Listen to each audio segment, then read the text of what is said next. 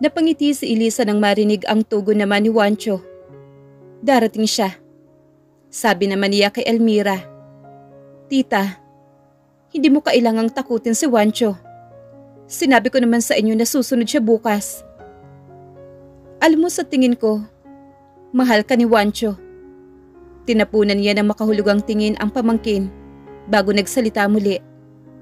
Halika na at sabayan mo na ako maghapunan. Marami pa tayong dapat pag-usapan. Nauna nang lumabas ang ginang. Naiiling na lamang si Elmira. Siya na lamang ang hihingi ng depensa kay Juancho. Mamaya tungkol sa inasal ng tiyahin. Biglang nagpanik naman si Faith nang matanaw niya si Juancho na nagmamadali patungo sa parking area. Napamura siya. Kailangan niya mapigilan si Juancho. Dahil kung hindi ay tuluyan ang masisira ang plano nila ni Yvette. Paliit na ng paliit ang tsansa niya na mabaling muli ang atensyon ni Juancho sa kanya. Juancho, where are you going? Humahangos na tanong naman ni Faith nang maabutan ang lalaki sa tapat ng kotse nito. Umiikot din ang kanyang paningin. Pilit niyang hinahagilap ang mga taong binayaran nila ni Yvette.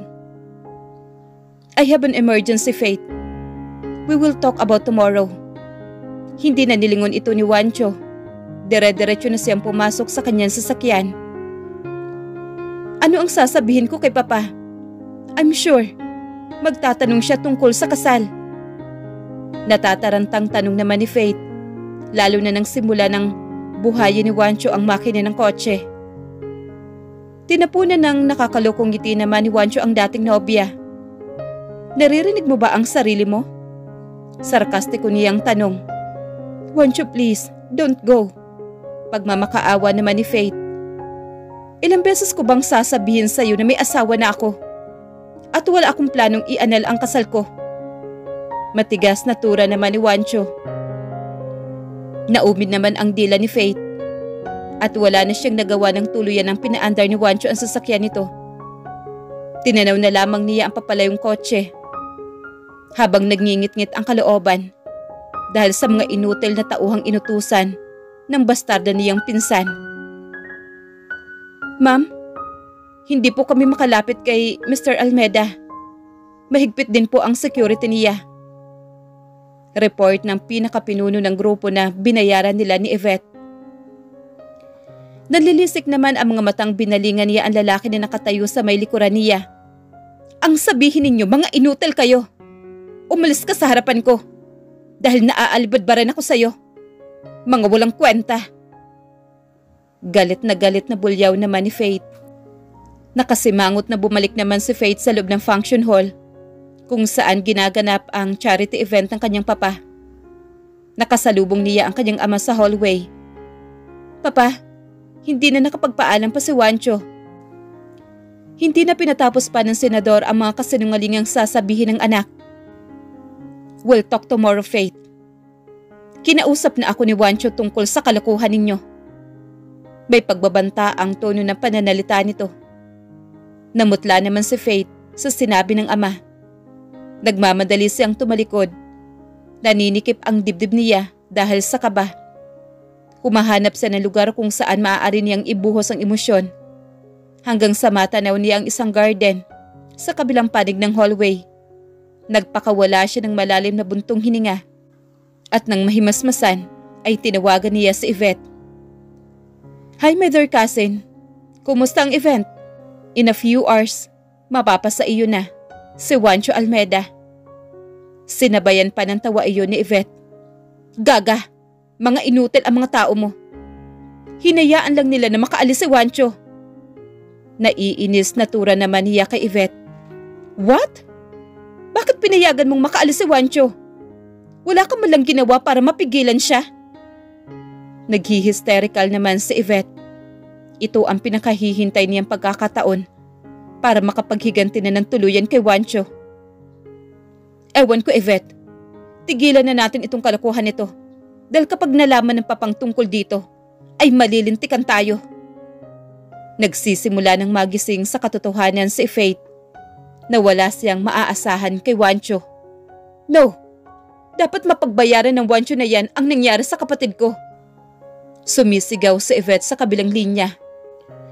Sandali nga, ano naman ang kinalaman ko sa pagkamatay ng baliw mong kapatid? Hindi na nagugustuhan ni Faith ang tono ng pananalita ni Yvette. Faith, just think about it. You will be the one famous woman here in the Philippines kung si Juancho ang mapapangasawa mo. Alam naman natin na halos lahat ng babae ay pinapangarap siya. Pang-uuto naman ni Yvette. Napakunot noon naman si Faith. Iisipin ko muna. Kailangan kong makapag-isip. Lalo na at nalalapit na ang kandidasi ng papa. Ngayon unti-unti nagliwanag sa isip niya na mabuti na lamang ay hindi natuloy ang plano nila ni Yvette dahil siguradong maiipit ang kanyang papa. At ang pinakamasama pa sa mangyayari ay masisira ang imahe nito sa taong bayan dahil sa kanya. Faith, makinig ka sa akin. Mamaya na tayo mag-usap, Yvette. Baka hinahanap na ako ng papa ko sa loob. Pinutol naman ni Faith ang pakikipag-usap kay Yvette at mula ngayong gabi ay puputulin rin niya ang pakikipag-ugnayan dito. Halos gustong magwala naman ng Yvette nang babaan siya ng telepono ng walang hiya niyang pinsan. Ilang beses siyang nagtangka na pabagsakin si Juancho. Ngunit palagi siyang nabibigo. Kailangan niyang muling makaisip ng ibang paraan. Alam niya, hindi matatahimik ang kapatid sa kabilang buhay kung hindi mabigyan ng katarungan ang kamatayan nito. Humanda ka, Juancho. Hindi pa tayo tapos. Bulong niya sa sarili at sinunda ng halakhak na at kalauna naman ay pumalahaw siya ng iyak. Sa mansyon naman ng mga Almeda ay matiyagang naghihintay si Ariana sa report ng mga taong inutusan niya. Mabilis siya napatayo sa kinauupuan nang mag-ring ang kanyang telepono. Dali-dali niya iyong sinagot.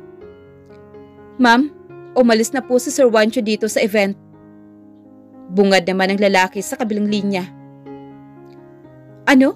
Magsisimula pa lang ang event ah. Saan kaya siya pupunta? Nagsimula na namang mag-alala si Ariana. Huwag po kayong mag-alala, may mga tauhan pong nakasunod sa anak ninyo. Maraming salamat.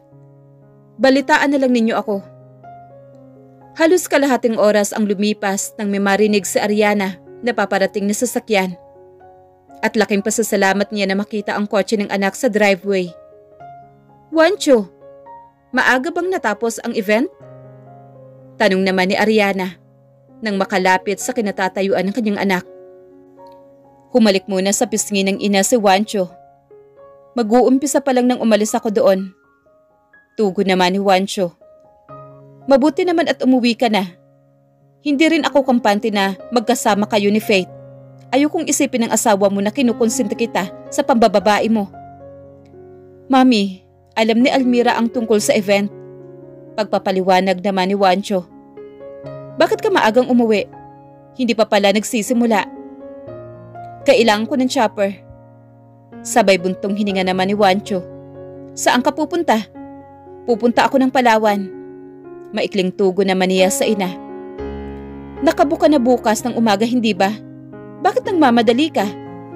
May pang-aasar na nginitian naman ni Ariana ang panganay na anak bago muling nagsalita. Gusto mong sabihin na namimiss mo na kaagad ang asawa mo? Aba Juancho, kaninang umaga pa lang umalis sa Almira.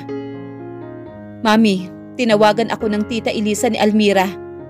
Kailangan daw niya ako makausap at hindi raw siya makakapaghintay pa. Kailangan na niya ako makausap ng personal. Ngayon na. Ngayon pa lamang ay may nararamdaman ng pagkailang si Juancho sa tiyahin ng asawa. Kaninang kausap niya ito ay hindi man lamang siya makapangatwiran. Naging sunod-sunuran siya sa gusto nitong mangyari. Ano raw ang pag-uusapan ninyo? Nagsimula ng mag-usisa naman si Ariana. Alam na niya ang tungkol sa pagpapakasal namin ni Almira at sa tingin ko, iyon ang ikinagagalit niya. Bilang ina mo, hindi ko rin gusto ang ginawa mo. Mahal ko sa Almira at masaya ako na siya ang pinakasalan mo. Ang kinaiinis ko lang, hindi kayo nagbigay ng respeto sa mga magulang ninyo. Mami, nasa tamang edad na kami. Alam na namin ang ginagawa namin. Okay, go on. Justify your mistake. Pero ito lang ang masasabi ko. Kahit anong edad pa ng isang tao hanggat nabubuhay ang kanilang mga magulang, ay dapat nila itong nirerespeto. Mababakas naman sa mukha ni Ariana ang pagtatampo. Mami, wala na akong panahon para pag-usapan pa ito. Kailangan ko nang umalis. Kaya lang ako umuwi para kumuha ng mga personal kong gamit. Mabilis na tinalikuran ni Juancho ang ina at nagmamadaling tinungo ang kanyang kwarto. Naiiling na lamang si Ariana. Umaasa siya na magiging maayos ang pagsasama ng mag-asawa. Tita, masyado mo naman yatang hinahara si Juancho. Bakit ka ba nagmamadali na makausap siya? Paninita naman ni Almira sa tiyahin, habang sabay silang kumakain ng hapunan. Basta, hayaan mo ako. Alam ko ang ginagawa ko. Tugon naman ni Elisa. Napag-usapan na namin ni Juancho na aayusin namin ito. Tukoy naman ni Almira sa kasal nila. Dapat lang talaga na ayusin ninyo. At ang una ninyong gagawin ay sabihan ang daddy at mami mo. Mali yung ginagawa mo. Pagmamahal dapat ang dahilan ng pagpapakasal, hindi ang pera. Patuloy na paninirmo naman ni Elisa. Napatigil sa pagsubo naman si Almira. Nasaktan siya sa sinabi ng tiyahin. Napakadaling sabihin sa part mo, tita. Kasi hindi ikaw ang nasa kalagayan namin. Wala kang alam sa mga paghihirap na dinanas namin magmula nang magkasakit si daddy. Sa bagay, sa nakikita kong itong lahat sa'yo, iniikot naman ng paningin ni Almira ang kanyang mga tingin mula sa dining room na mansyon. Bago muling nagsalita siya. Hindi mo ako naiintindihan. Mabilis na tumayo naman si Elisa at nilapitan ang pamangkin. Iha, I'm sorry. Kung nasaktan kita, I just want to protect you. Iyong mga hindi ko nagawa noon sa'yo, I promise this time, babawi ako. Hayaan mong ako ang makipag-usap kay Juancho. Buong pagsuyo na hinagod naman ni Elisa ang balikat ni Almira. Tita, isa lang ang pakiusap ko. Hayaan po ninyo kami ni Juancho ang magsabi kina daddy at mami. Okay. Hindi ko kayo pangungunahan pagdating dyan. Pagsang-ayon naman ni Elisa. Namangha si Juancho nang tumambad sa harapan niya ang isang napakagarang mansyon. Hindi niya inaakala na ganito kayaman ang tiyahin ng asawa. Kung ganito kayaman ang kapatid ng mama ni Almira, bakit hindi nito natulungan ang pamilya ni Almira? Malaking palaisipan ngayon sa kanya ang nakikita niya sa kanyang harapan. Ma'am, dumating na po yung bisita ninyo. Magalang na bungad ng isa sa mga kasambahay naman ni Elisa. Napangiti naman ang ginang nang marinig ang sinabi ni Manang Azon. Almira, ayokong makikialam ka sa mga pag-uusapan namin ni Juancho. Pinangunahan na ni Elisa ang pamangkin bago binalingan ang kasambahay. Sa library mo patutuloyin. Susunod na ako doon. Nakahinga naman na maluwag si Almira nang malaman na dumating na nga si Juancho. Dahil isa na lang ang ibig sabihin nito. Hindi nagtagumpay ang mga pagbabanta ni Yvette sa kanya. Tita, hayaan mo niyo naman po munang makapagpahinga muna yung tao. Siguro naman, hindi naman makakasama kung bukas na lang kayo mag-uusap. Sabay tayo naman ni Almira upang salubungin si Juancho. Napataas naman ang kilay ni Elisa at wala na siyang nagawa ng talikuran siya ng pamangkin. Bakit pa kailangan magkaroon ng kasunduan kung mahal naman nila ang isa't isa? Tanong naman niya sa kanyang sarili. Napangiti naman si Juancho na matanaw niya si Almira na papalapit sa kanya. Napawi ang lahat ng pagod niya. I'm sorry. Nakalimutan kong hubarin yung wedding ring. Pagpapaliwanag naman ni Almira. Huwag ka mag-alala, it's okay. Nilapitan naman ni Juancho ang asawa at mabilis na ginawaran ng halik ang labi nito. Halos hindi naman makagalaw si Almira. Nagulat siya sa ikinikilos ni Juancho. Damang-dama niya ang higpit ng pagkakayapos ng asawa. Tila bang halos ayaw siyang bitawan nito. Kumain ka na ba? Tanging naisambit na lamang ni Almira. Ang totoo, nagugutom na ako, sweetheart. Pero kailangan ko munang kausapin ang tita mo. Malambing na inakbayan naman ni Juancho ang asawa. Sandali lang, ihahanda ko lang ang pagkain. Nagmamadaling tinungo naman ni Almira ang dining room.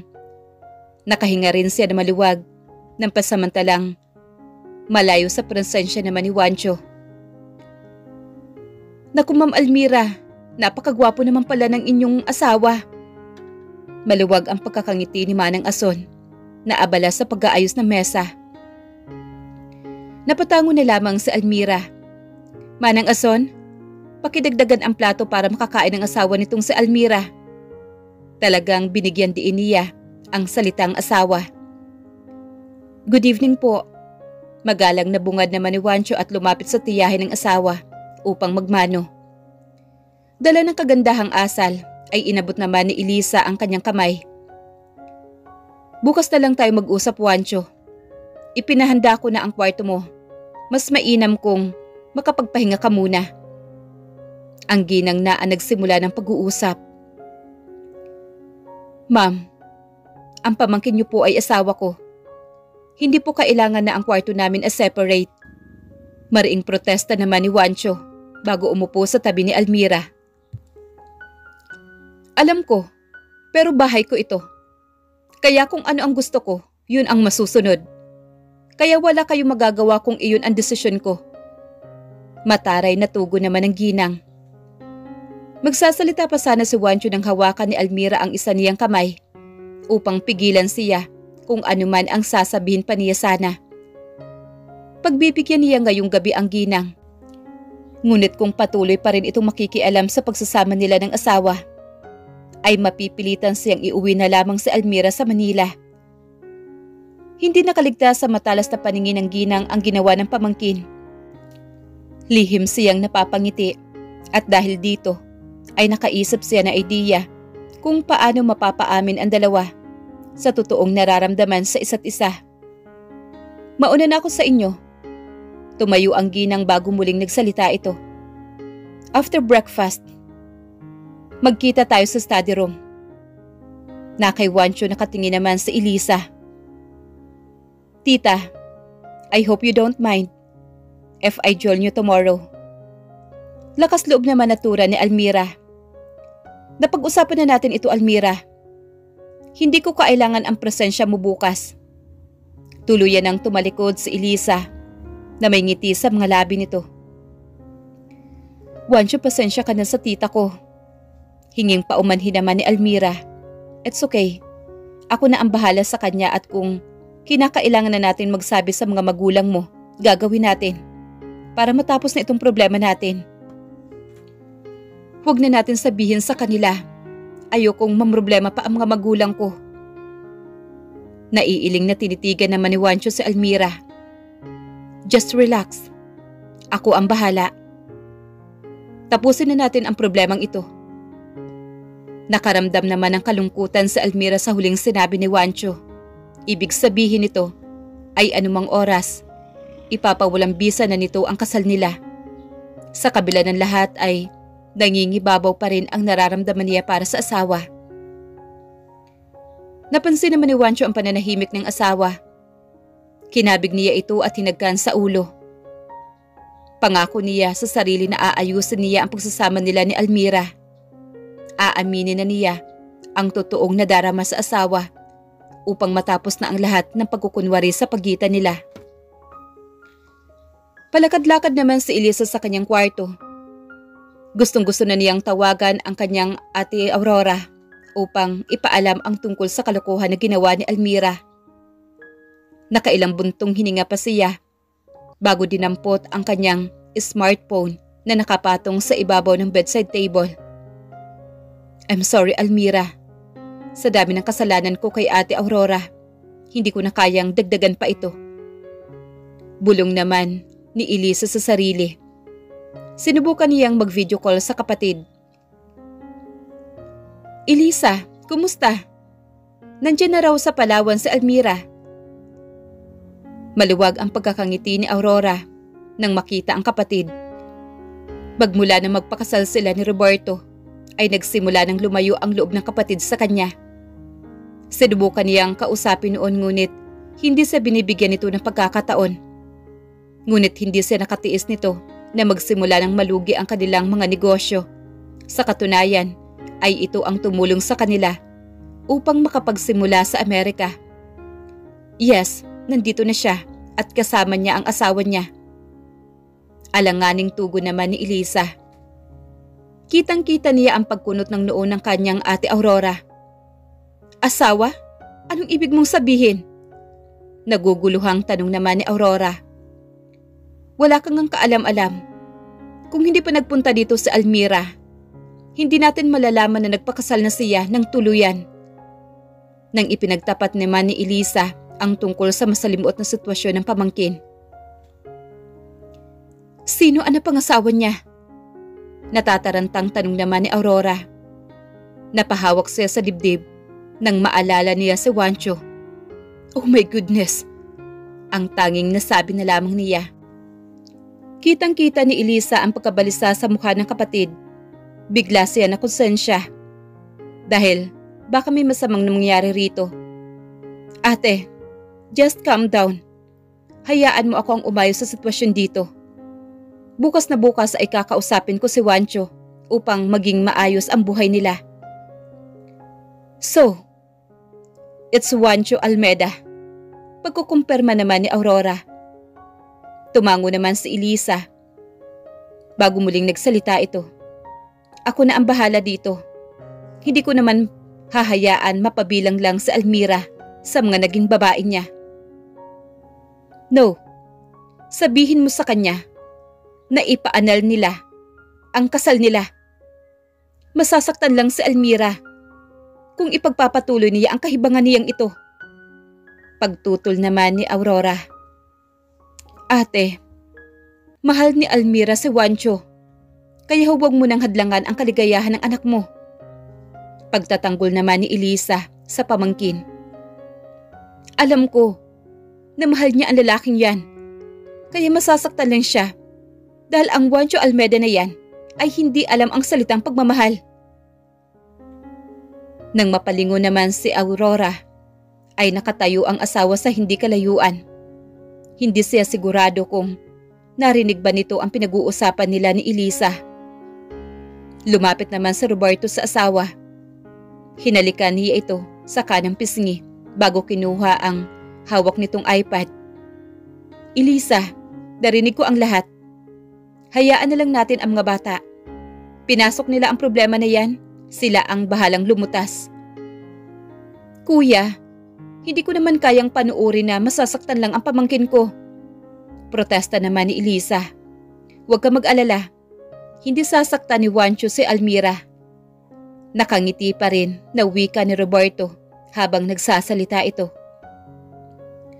Robert, paano ka nakakasiguro na hindi sasaktan ni Juancho ang anak natin? Inis naman na tanong naman ni Aurora sa asawa.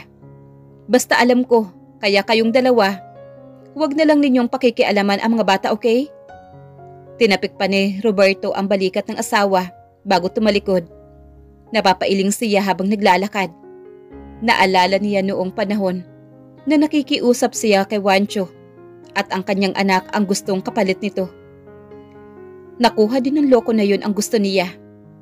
Kausap naman ni Roberto sa sarili.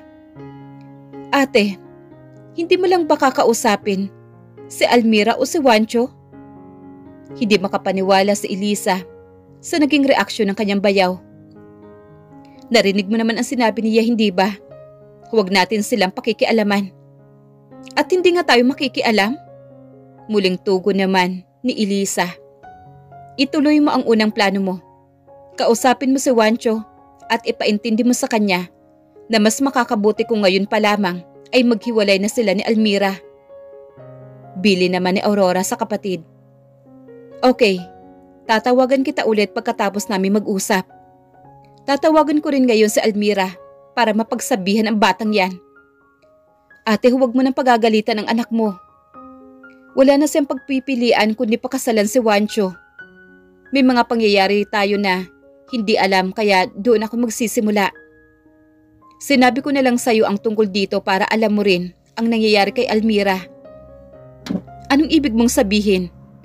Just calm down. Ako na ang bahala sa mga bata, okay? Maaayos natin ito.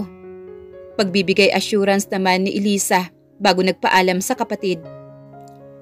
Samantalang ng mga sandaling iyon ay masinsin na nag-uusap si Juancho at Almira. Habang umiinom ng tsaa, nang matapos maghapunan, ay sinabihan ni Almira ang asawa na ihahatid na niya ito sa inihandang kwarto ng tiyahin. Ngunit tumutol naman si Juancho. Gusto raw muna nitong makipagkwentuhan sa kanya. Kung ano man ang sasabihin sa'yo ni tita, pagpasensyahan mo na siya, kasalanan ko ito dahil hindi ako naging maingat. Simula naman ni Almira. Huwag kang mag-alala, ako na ang bahala sa tita mo. Lumipat naman si Juancho sa tabi ni Almira at inakbayan niya ito. Nagtataka naman si Almira sa mga ikinikilos ng asawa. Magmula kaninang dumating ito ay napakasweet na nito sa kanya. Walang argumento na nangyayari sa pagitan nila. Kaya nang kabigin siya ni Juancho upang mapasandal sa malapad nitong dibdib, ay walang pagtutol na humilig siya rito. Sasamantalin na muna niya ang pagkakataong ito dahil alam niya na sa ayaw at sa gusto niya ay darating ang araw na maghihiwalay din sila. Baka nga bukas, pagkatapos kausapin ng kanyang tita Elisa ang asawa, ay maghihiwalay na ang landas nila. Bigla naman siya nalungkot.